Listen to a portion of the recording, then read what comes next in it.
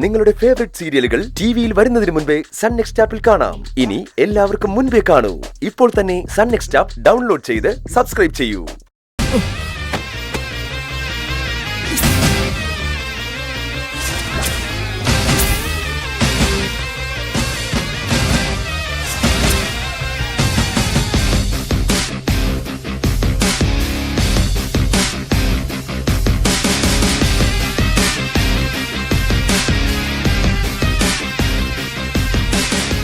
എന്താ ജോർജ്, എന്താ സംഭവം? എനിക്കൊന്നും മനസ്സിലാവുന്നില്ല സാർ. പ്രണവ് സാർ ഇത് ഇപ്പോൾ ഓഫീസിലോട്ട് കയറി വന്നിട്ട് ഇനി മുതൽ സാറാണ് ചെയർമാൻ എന്നൊക്കെ പറയുക. എന്താടാ പ്രണവ് ഇത്? എന്തിനാ നീ ഇങ്ങനെയൊക്കെ കാണിക്കുന്നേ? ഈ കമ്പനി എന്റെ ആണെന്നും ഞാനാണ് ഇതിന്റെ ചെയർമാൻ എന്നും പറയുന്നതിൽ എന്താ തെറ്റ്? വെറുതെ വിഡ്ഢിത്തരം പറയലടാ നീ. ഒരു ദിവസം എഴുന്നേറ്റ് നിന്ന് സ്വയം ചെയർമാനാണെന്ന് അങ്ങ് പ്രഖ്യാപിച്ചാൽ ഉടനെ ആ ചെയർ നിനക്കുള്ളതാവോ? ചെയർമാൻ്റെതായിട്ടുള്ള അധികാരങ്ങളൊക്കെ കിട്ടുമോ?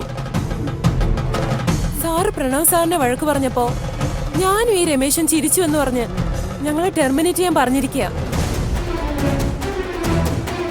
പ്രണവ് സാറിന് ഇവിടെ അധികാരം ഇല്ലെന്ന് പറഞ്ഞതിനാ എന്നെ കഴുത്തിന് പിടിച്ച് തള്ളിയത്. എന്തോന്നാ പ്രണവ് ഇത്?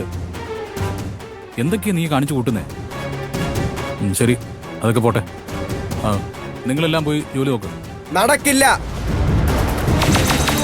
എന്നെ കളിയാക്കി ചിരിച്ചവര് ഇനി ഈ ഓഫീസിൽ ഉണ്ടാവാൻ പാടില്ല. അത് തീരുമാനിക്കുന്നത് ഞാനാ. നോക്ക് പ്രണവേ, ഒന്നും ചിന്തിക്കാതെ നീ എടുത്തു ചാടരുത്.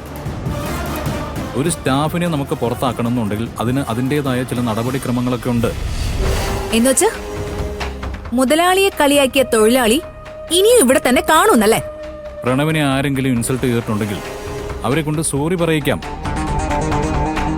അല്ലാതെ പുറത്താക്കാനൊന്നും പറ്റത്തില്ല. സോറിയാ? അതൊക്കെ വല്ല കുപ്പത്തൊട്ടിലും കൊണ്ടുപോയി കളാ. ഇവിടുത്തെ നിയമങ്ങൾ ഇനി ഞാൻ പറയുന്നതാ, അതേ നടക്കത്തുള്ളൂ. ഇയാൾക്ക് ഇവിടെ ഒരു അധികാരവും ഇല്ല. കാര്യങ്ങളൊക്കെ മാറി മറിഞ്ഞു മിസ്റ്റർ. സംശയം ഉണ്ടെങ്കിലേ ദേ അങ്ങോട്ട് നോക്ക്.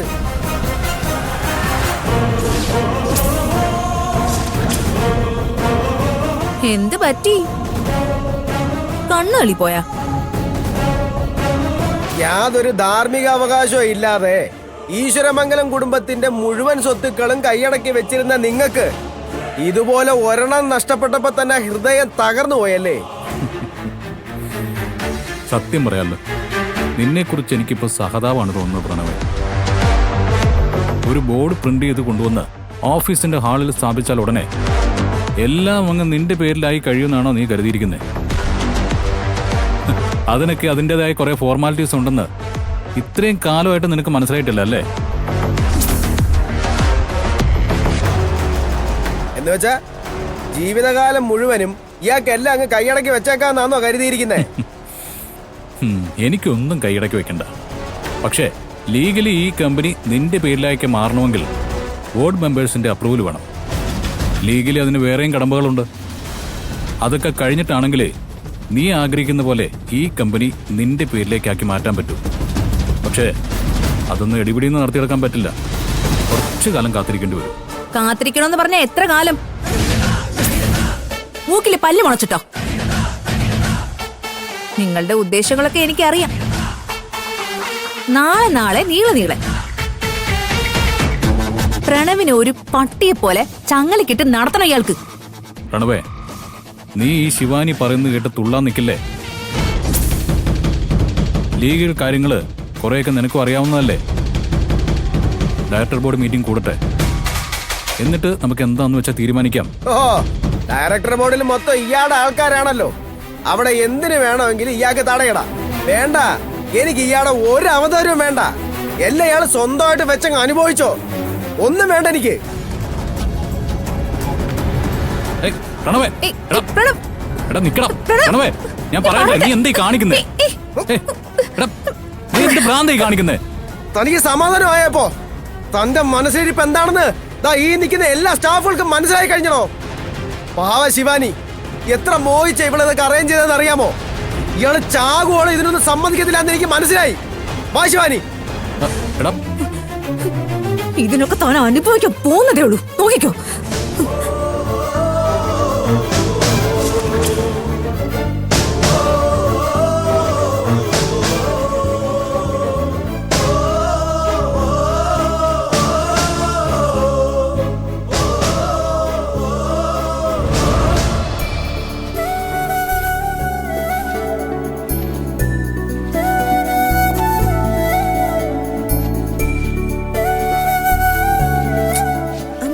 പറഞ്ഞാലും കേൾക്കില്ലല്ലോ.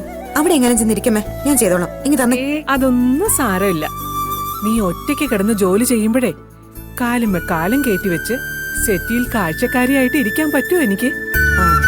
ഈശ്വരമംഗലത്തെ മരുമകളായി വന്ന് കയറുമ്പോഴേ അങ്ങനെ ഒരു കൊച്ചമ്മയാണ് അമ്മായിയമ്മയെ ഞാൻ പ്രതീക്ഷിച്ചത്.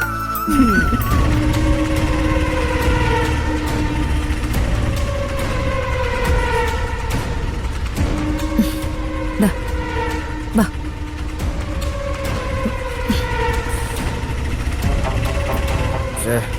ആ കാറ് മാറി കിടക്കുക. ഞാൻ ഓടിക്കാന്ന് പറഞ്ഞല്ലേ, നീ കേക്കത്തില്ലല്ലോ. കാർ ഞാൻ ആരെ കൊണ്ടെങ്കിലും എടുപ്പിച്ചോളാം. ഞാൻ അതിനു വേണ്ടി ഫിറ്റ് ഒന്നും അല്ല. നീ കൈ വിട്ടടി ശിവാനി. ഇങ്ങി തന്നെ. ശരി ശരി, ഇന്നിനി ഞാൻ ഒരു ജോലിയും ചെയ്യില്ല. നീ പറഞ്ഞതുപോലെ ഒരു കൊച്ചമ്മയാകാൻ പറ്റുമെന്ന് ഞാൻ നോക്കട്ടെ. അങ്ങനെ നിന്നാലേ ഇനി ഇവിടെ ചിലരെയൊക്കെ നിലയ്ക്ക് നിർത്താൻ പറ്റും. നിലയ്ക്ക് നിർത്തേണ്ടതേ ആന്റിയുടെ മൂത്ത മോനെ.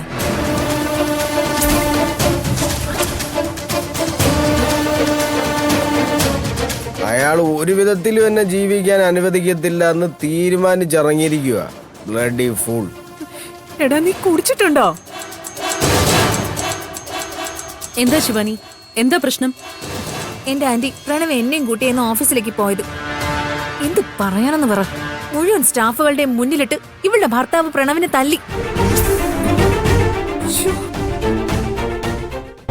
സത്യമാണോടെ നീ പറയുന്നേ? ഗൗതം നിന്നെ തല്ലിയോ? അമ്മ ഒന്ന് ചുമ്മാതിരിക്കെ. എത്ര ദേഷ്യം വന്നാലും വഴക്ക് പറയുമെന്നല്ലാതെ സ്റ്റാഫുകളുടെ മുമ്പിൽ വെച്ചൊന്നും ഇവനെ ഗൗതം തല്ലില്ല എന്ന് മാഡം അങ്ങ് പറഞ്ഞാ മതിയോ? ശിവാനി പറഞ്ഞതാണ് സത്യം. അയാൾ എന്നെ തല്ലുകയും ചെയ്തു, അപമാനിക്കുകയും ചെയ്തു, ഓഫീസിൽ നിന്ന് ഇറക്കി വിടുകയും ചെയ്തു.